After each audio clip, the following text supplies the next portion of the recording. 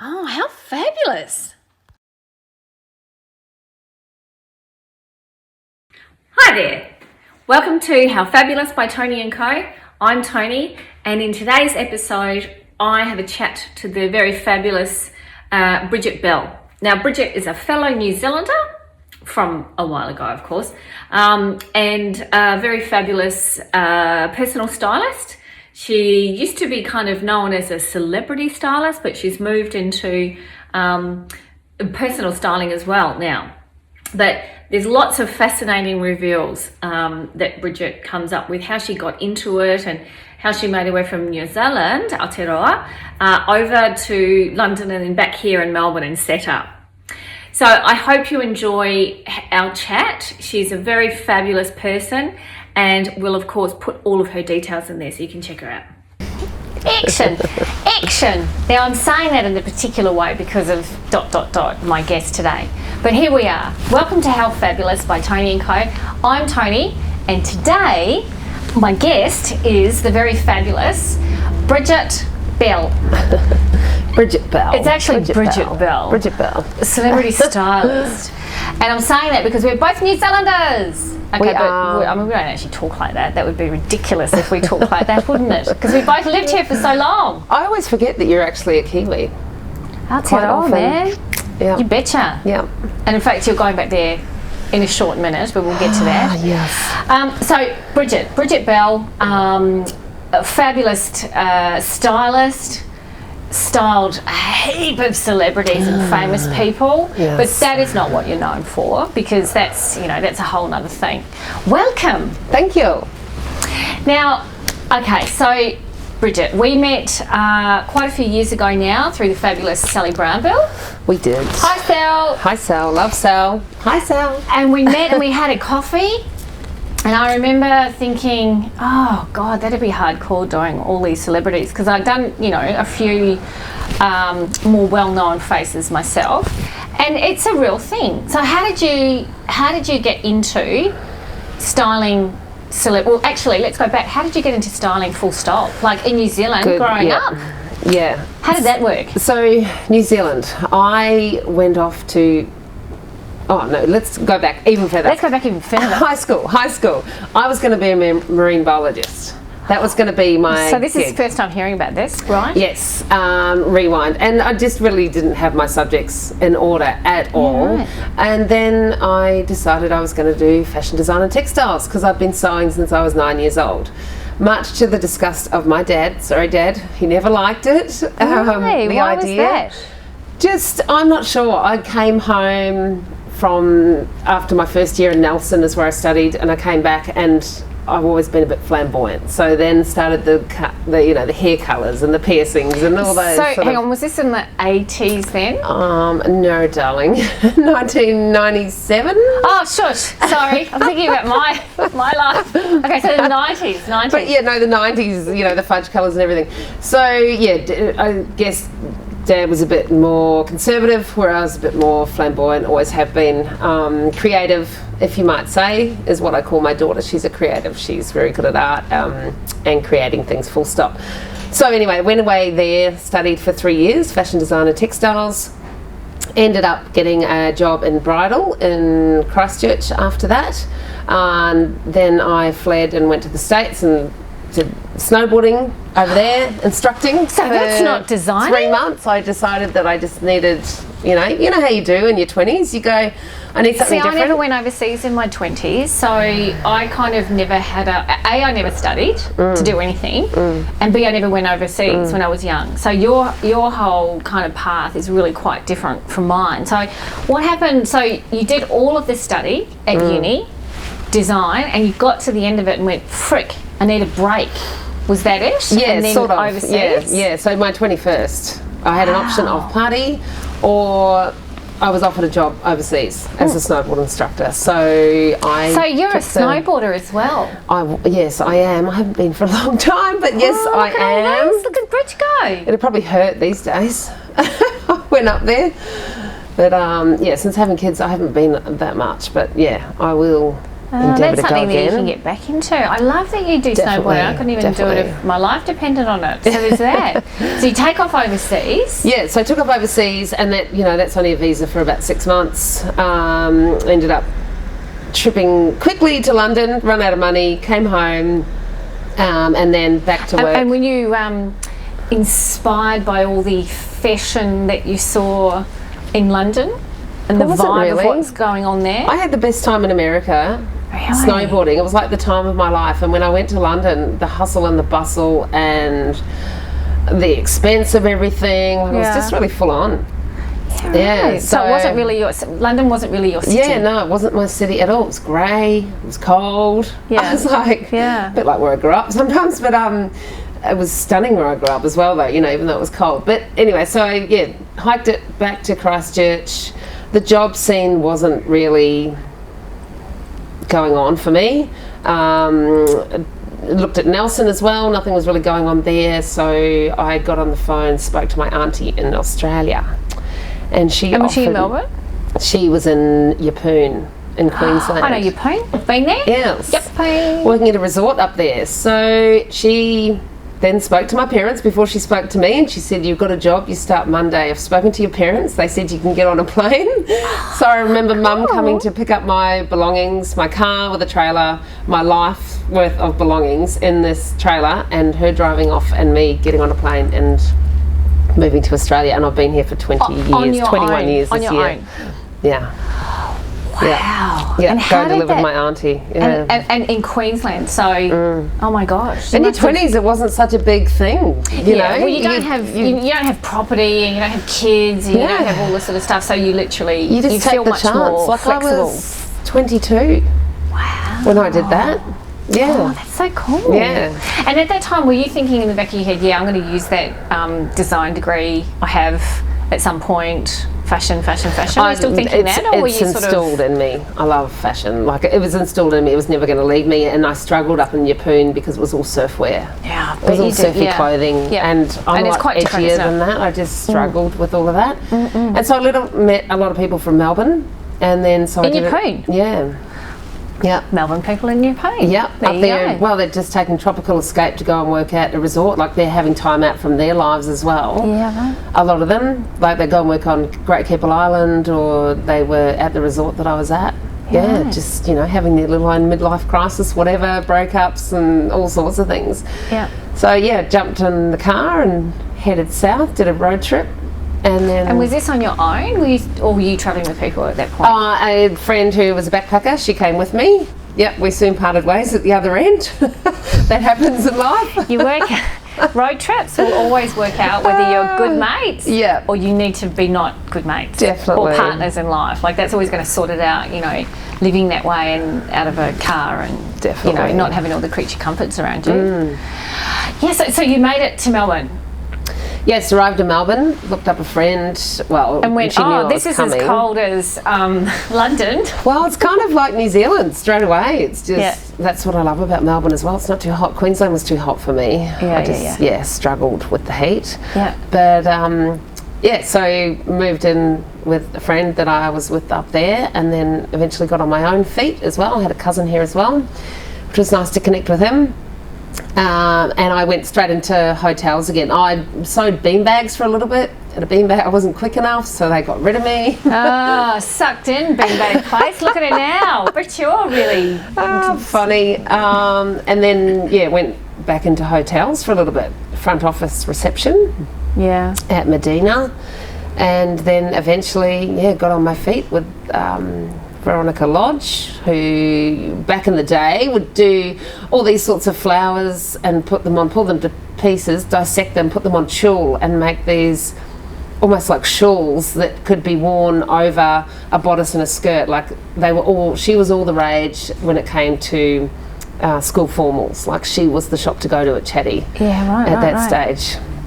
Yeah, so I worked for her, and then I moved on and worked for Claude Mouse and Rich Clothing, and that's where I sort of started to get a feel for styling is out there. So when you were growing up in New Zealand, did you even know what a stylist was?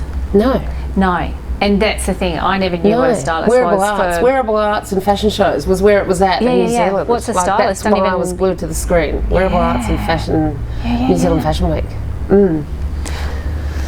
Yes. And so then what happened? So you're working there going, a little bit of styling. What's this thing? Maybe I could do that. I could be. And did you feel like, I could really do that? Or you're looking at other stylists and going, that looks easy, or I feel like I can improve on that? I didn't even think about it. Yeah, someone suggested it to me. So a stylist came in, and she happened to be the sister-in-law of my new flatmate. So I found a girl, ad in the paper, moved in with her. We hit it off like a house on fire. Yeah, and her sister-in-law was a stylist, and she came in to borrow clothes from the PR and marketing girl at that point in time. I was in production, so pattern making, overseeing all the production, assistant design, designer for them. And then when I was moved on to my next little stage in life, designing with Tremapi, which is now Stradius Carlucci, the boys are probably still around. That's when I was with a photographer working one day, and she said, you should try styling. And that's when I got in touch with my sister-in-law, my friend, my flatmate's sister-in-law. It's all about who you know in this industry. Well, in many industries, it's like being at the right place at the right time. Yes. And being open to it as well. Because you could have said, no, I'm staying here, I'm doing this, I'm going to sew, I'm going to do da-da-da-da. But you obviously at the time were ready to go, I feel like I need to and can do something really different. Yeah. This is a thing for me, and it must have felt good. Oh, absolutely. And the awesome thing about it is that I get to work with all the fashion brands. So working with a fashion brand, you're just solely so concentrating on what you're doing. But when you're styling, I get to get my fix. Like I get to borrow all these clothes, touch all these clothes, deal with all these brands. Like it totally fills my cup. And soaking up all the inspiration from lots of different minds rather than just that kind of way of thinking, I think is what's so lovely about styling. Even though, I might have a sense of my own style, I can appreciate everything across the board. Yeah, right. Yeah. And so you got into styling proper. Yes, so TV is where it all started. Right, and so you were at one of the stations? Yes, right? So Network 10, I was there for 7 years before I had my first child.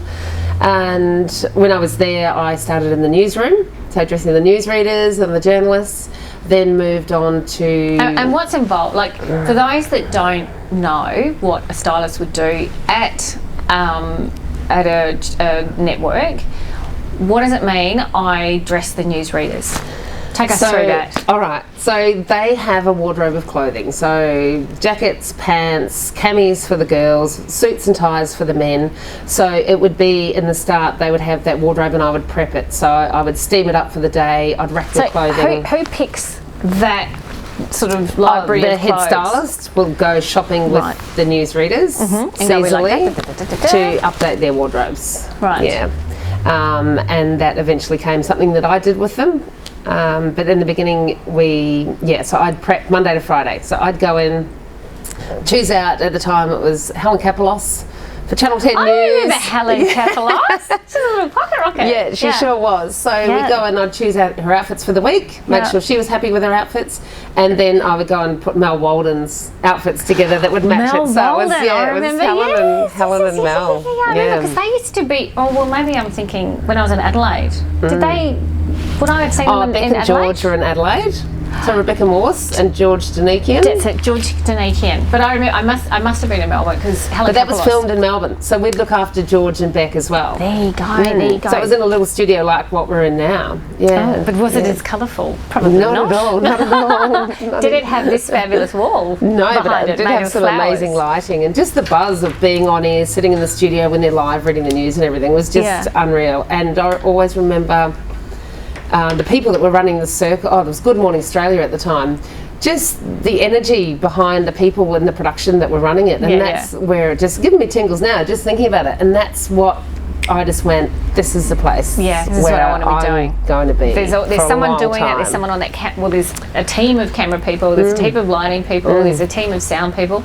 We don't have that here, but it's kind of pretending. But it's really addictive, isn't it? it's wonderful to sort of feel like you're part of that team making it all happen. Oh, and the end result, you know, when you're there and it's happening is the best part, I think, and then you see it, And do you think that part of your job, and I know then you moved on to actually picking their outfits, but you would put them together initially, is part of, and I think it is now for both of us, part of styling someone and dressing them is making them feel comfortable and feel good. Was that part of your job back then? Or yeah, absolutely. Yeah. Like if Helen wasn't feeling it on the day, we would change her outfit, and then we'd change Mel's tie without him seeing. We'd have to quickly sneak in there and change it, you know. So we weren't upsetting anyone. You had to make sure that everybody was happy. Yeah. Yeah, that was your job. Because, you know, like, I guess styling is a lot of psychology, isn't it? You know, Big time. It is really just about not just picking that, being, you know, having a look at what's on trend, but it is really connecting with that person. And dressing for your personality is number one. Don't go and dress me as someone I'm not. That's right. That's right. Because it'll make. I'd sit here like this. Hi, Toni. Yeah. And it's so true. I mean, it's a whole big process to actually work out what someone should be wearing. And so how did you find then the fact that you had to work with what someone else had chosen, so this library of clothes, and you had to sort of then go, were there times, or maybe you can't say it, I'll ask the question anyway, were there times when you went, what? Why did they choose that for that lady? I want to change it. And then you sort of got the opportunity to change it and go, I don't understand that outfit. I don't understand that clothing or that shape for that person. Yeah, so I wasn't really thinking about shapes on people at that stage. It wasn't till later on in my life at photo shoots and personal styling that I really got that. But yeah, you would look at it sometimes, but I was learning. I was just like a sponge. Like there was so much to learn in the TV world. I wish I'd met you at that point, or we could have been both there, like just, you know, actually seeing you learn, and just by osmosis, you know, just you're just there, just like sucking it all in and going, yep. My first chance to be creative on my own was avatorials. So I would get to style the avatorials. So that was my first little, you know, my little gig where it was my own creativity. I got to go and approach brands and borrow their clothes and set up for the avatorials, which was awesome. It was an awesome start. So not after TV. So you're in TV for Channel 10 for 7 years. And then so you and I met and you were getting into advertising, or had been dabbling in advertising. I wasn't sure, which way I was going to go with what I was doing. So after news, I went on to style TV shows. So I did the project from the start for the first 4 years. And within that time, I also did photo shoots as well. So dressing like Offspring, Rush, I was going to say Wentworth, but that's Foxtel, which I did later on, but dressing the characters as themselves. So like in the personal styling world, I'm dressing you as yourself, not as your character, like Nina on Offspring. I would dress her as her in editorial sort of style in real world. So that's when I sort of started working out my rhyme and my rhythm with body shapes and that sort of thing. And what was your question? I was talking about you and I met when we were doing when you were dabbling, starting to sort of think about advertising, or did you want to keep doing you know, high profile people for TV in particular? I think over the years, by that stage I had 2 kids, and with photo shoots, being out on my own for 7 years I'd been out on my own. It was 9 years, actually 9 years, so 7 years, 9 years, something like that. It was an odd number of years. It was 12 to 14 hour shifts. And it was full time running around getting the clothes. So I was looking for where my next avenue was. I'd sort of dabbled with advertising for 2 jobs, I think, and then I looked at editorial, and then I looked at e-commerce, and I had sort of looked at personal styling, but I felt like it was such a saturated market, and after chatting with you, chatting with Sally, every market in styling was becoming really saturated. At the time, there was a lot of people that weren't trained calling themselves stylists coming up, that didn't have experience, and they were undercutting all of us. But the job that they were doing wasn't necessarily a good outcome either. Yeah, that happens across everything though. Everyone's a photographer, everyone's a producer, everyone's a Stylist, influencer, everyone's blogger, a designer, everyone's a whatever. It doesn't matter. Yes. What does matter is that you do the work, and you do the work that suits you, and you can actually do it, not just talk about doing it, but do it with different budgets, do it on budget, because that's another thing as well, you know, being able to not just dress someone and make them look great, but if they've got a particular budget or an advertising budget, you can't go, you know, they've got $2,000 and you spend $10,000. That's not, you know, fulfilling a brief. So there's all that kind of stuff tied up in it, isn't it, as well?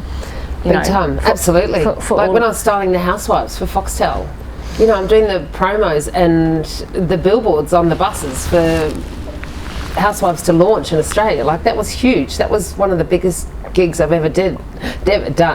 Sorry, the language. And then that carried on. I had 1 year off that when I had my daughter Jessie, but then I continued to do the housewives for so many years, and that is, you cannot get that wrong. Like, why is that, Bridget? And so that's where, you know, I really felt like, wow, this is amazing. This journey is just unreal. And then, that was still those massive shoot days on location. You're up, you're leaving home at 5 a.m. You know, you're getting home at 7 p.m. that night. Yeah.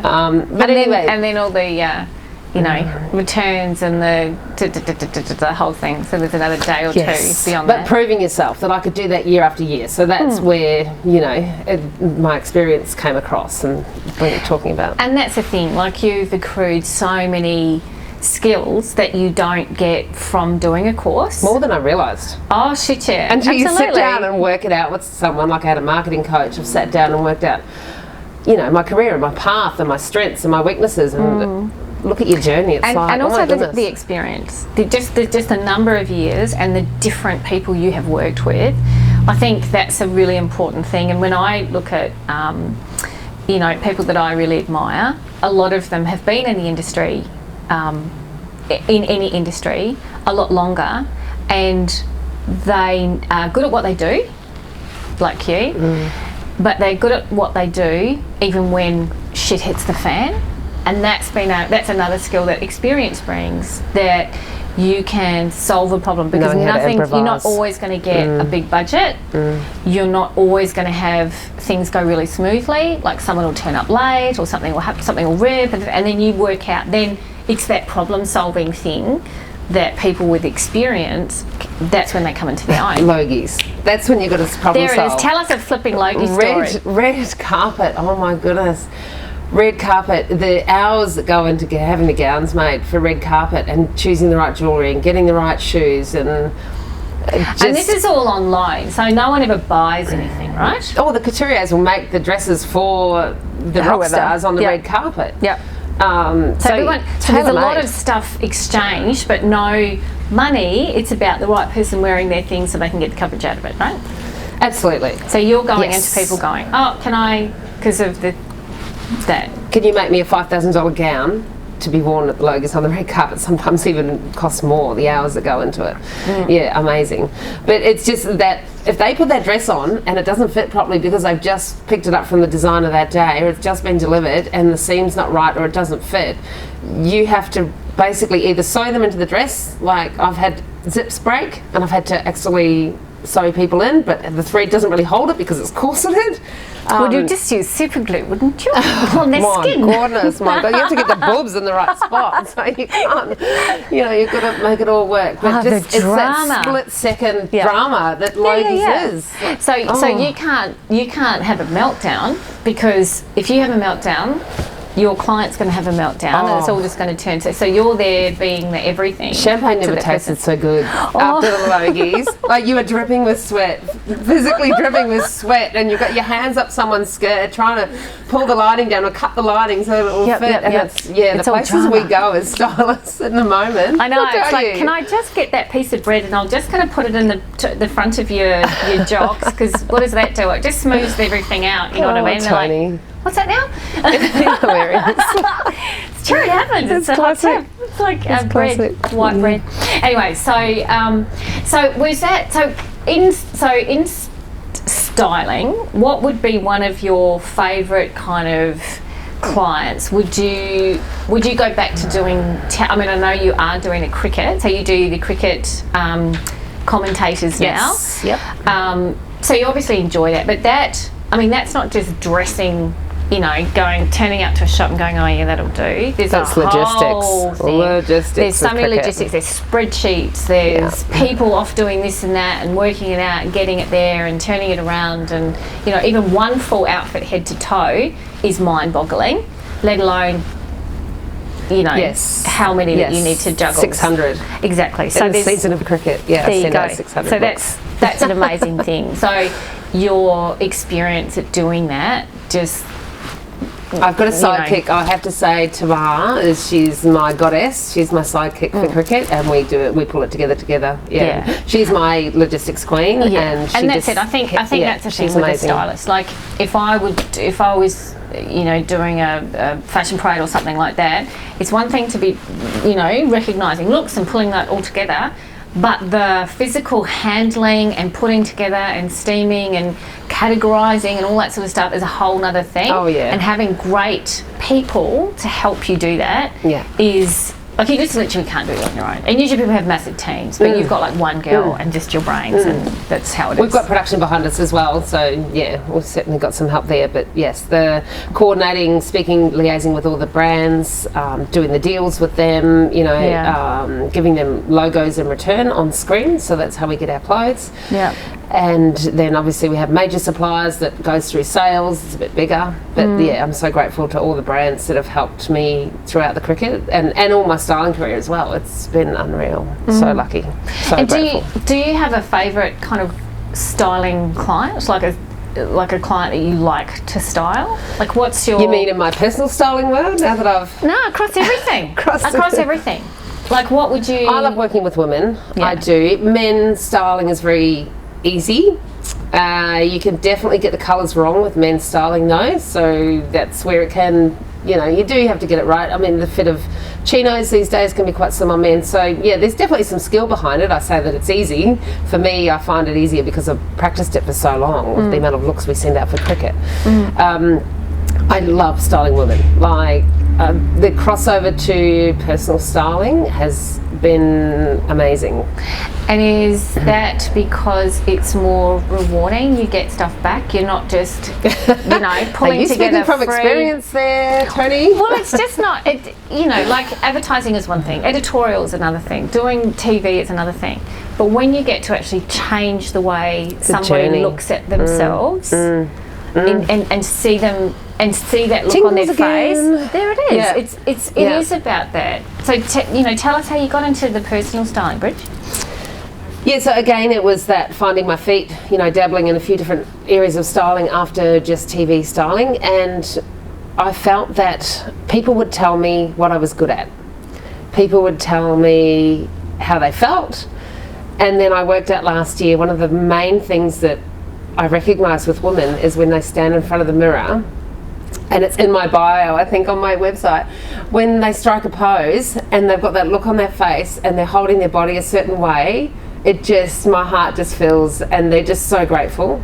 They are so grateful for everything, but it's not just, a photo shoot, you turn up, you dress people for the day, you go home. They don't know the rest of the journey, but you're taking your client through the whole journey from start to finish, from the wardrobe to shopping to, for 3 months afterwards, they've got me to talk to coach them through, is this the right outfit? Am I, what else do I need? Can I improve on that? And I think that's where we become friends. I get to hear their journey in life as well, how they've come to me. It's impossible usually not to become friends, and I think they would look at you like you do. Like, it's a very, very personal thing to be doing. Going into their home for a start. Bedrooms and their wardrobes where they sleep with their partners. And then looking at, you're looking at their body for a start, and not in a critical way, but in a matter-of-fact way, that often women don't look at their body, I think, in a in a fond way. A lot of women don't, and as we get older or have children or whatever, it becomes worse and worse. And so we look at our bodies in a critical way, and having someone like you come along and make them look at themselves differently and go, so that's actually not bad, that's just part of you, but here's a way to dress that will make you maybe not look at that so much. It's a really special thing to be doing. It's a privilege to be invited in and help someone in that way. And you're right, that look, that striking a pose on the red carpet, it's the Logies look. It brings it back to the whole, look at me, I'm on the red carpet. Like, I feel fabulous right now. How fabulous. Sorry, I had to throw that in. I love it. How fabulous. And I think that's a really special thing to be doing. And I love that you did get into personal styling, because you are making a real difference. And I've, watched what you do, and now you work with Intimo as well. Yes, is that right? Brand ambassador with Intimo. So you fix ladies' chests and get the bits right underneath first, and then put the clothes over the top. Yeah, and so again, that's even more. But just that whole kind of the journey from start to finish is something that I think some women, it's hard to sort of not convince them, show them that they don't have to look at themselves in a negative light, and that it takes nothing to actually engage someone like you and go, hey, I'm really good at this. Oh, it's a turning point. Everybody gets to a turning point. Like, they just cannot take it anymore. Like, they've finally hit the wall. I need to do something about this. There's always a moment in someone's It is. And what do you find it's more? Is it like, I've lost weight, I've gained weight, my kids left home, or they've just gone to school, or I just... All of those. All of the above. All of those. After COVID, oh my God, who am I? Yep. Because you're really busy now helping women see themselves differently. And I feel like we almost need to come up with another word than styling, because it just doesn't, I don't know, it just doesn't feel... life-changing. Something. Just come on this journey with me, and, I'll take you under my wing, and we'll show you. Yeah. It's almost like a healing process in a way. There it is. Yeah. It's finding yourself again and taking it to the next level. Finding yourself. You give so much time and energy to your beautiful children that we love so much. Yeah, but absolutely. You put yourself last, and you just don't take care of yourself, basically. Or you're not happy within yourself. You're not succeeding in life. And that styling can change all of that. And that's what the magic is. And the other thing that I think some people don't realise is that, or maybe they do and they just don't really, it doesn't really resonate completely, is that your life is actually, your job is to just know clothes, know brands, know what stores to go to, know what's out at the moment, know what's coming out, and understand that, as well as recognising and understanding different shapes and sizes. So you live and breathe that. So for someone who doesn't do that as their number one occupation, how are they meant to know that?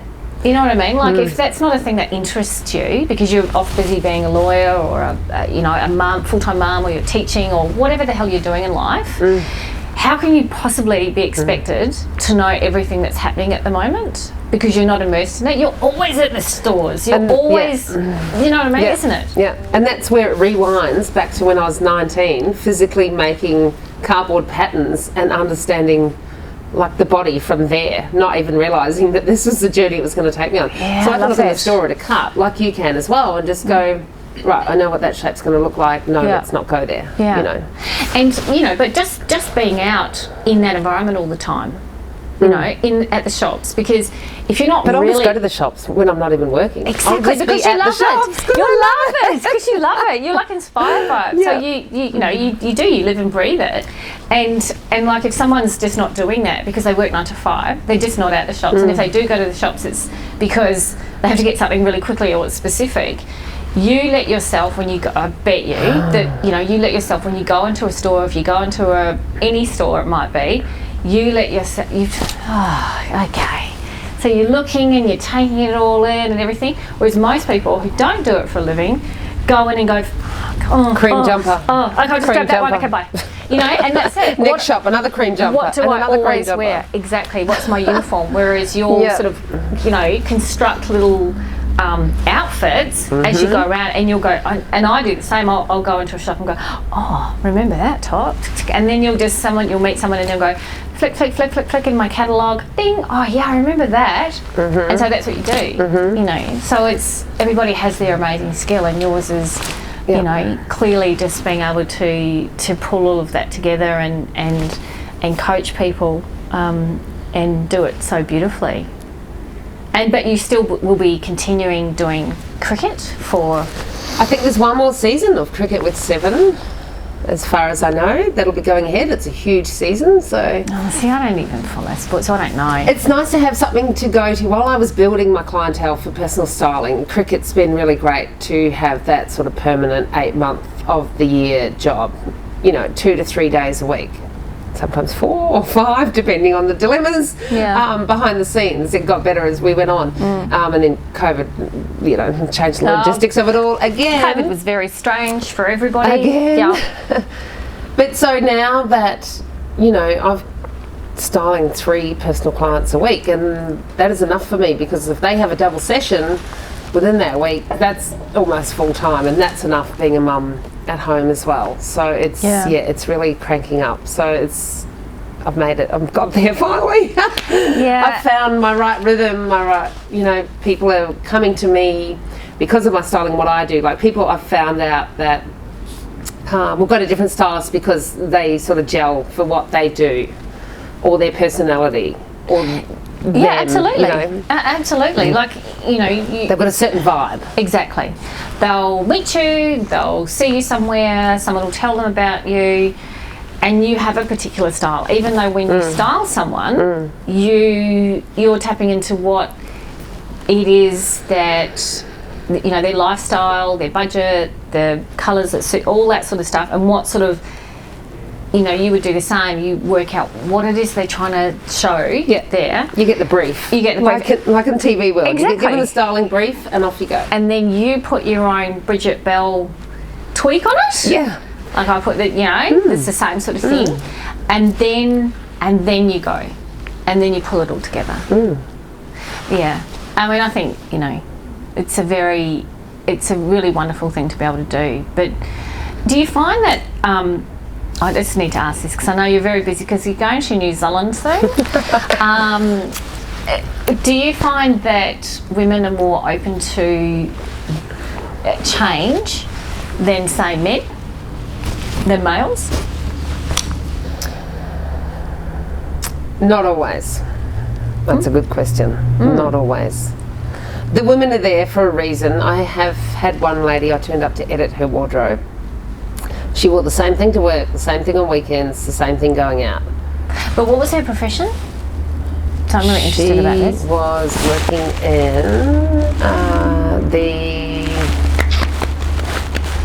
she was in the health industry, but working, what was it? It was like Centrelink. She was working in the Centrelink sort of scene. So government kind of vibe? Government vibes. And Did she have suits? Lots of suits? No, because it wasn't that kind of job. It was more social working. Yeah, right, okay. That's where I mean the health side of it, like... Oh, yep. Yeah. In the sort of the health sector. So, yeah, she would wear the same thing all the time, and we threw out two things. And one of those things went back in her wardrobe. Really? So she wasn't ready for you then? No. So not everybody always is, so... See, that is interesting because, again, I think you really need to be, you know, by the time you pick up the phone or you find someone, and I've had a client cancel, we talked on the phone and she was like, yeah, I'm so ready, and it's all on, and she goes, and it'll be next month. And I went, okay, that's good. Well, I'll pencil you in and I'll come and do that. That time came. And she went, no, I've just got to focus on something else. So she obviously wasn't ready. You know, and she's not, and that's not a reflection on me. And that certainly wasn't a reflection on you. She was she just wasn't ready for it. People will think about it for a long time before they do it, but then they get to that turning point I was talking about where something just resonates inside them, went, no, or they might go, I'm doing it for me for my 40th birthday, or when the kids go back to school. You know, people generally have been thinking about it for a little while. Yeah. I think she might have done it because I was doing it for her friends at the time. So sort of the chat at school, this is what we're doing, you should have a go. And so she just didn't change what I'm she not was sure doing. she was in a good place at the time either, so which, you know, everybody's fighting their own little battles inside that you don't know about. So, Absolutely. which is absolutely okay. So yeah. Oh, well, how fabulous. What a lovely way to finish. So, okay, thank you so much. I hope you enjoy Talked for a long time. your...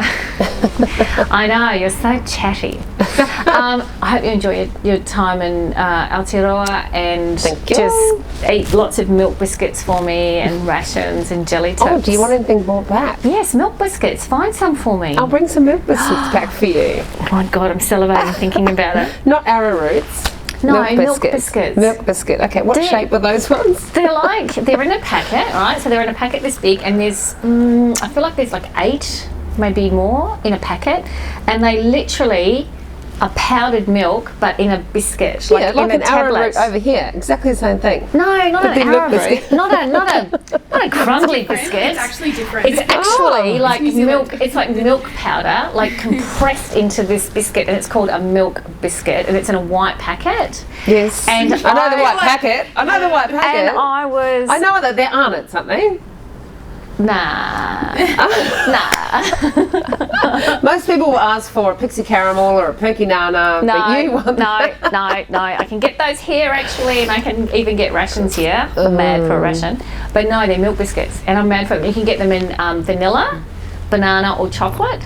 Don't bring me chocolate because I will send them away. Vanilla, yeah, plain Jane. Okay. Oh, okay. mad for it. Sure. Okay, all right. Thanks, Bridget Bell, Celebrity Stylist, and you can book her for personal styling as well. She is very fabulous and really knows her shit.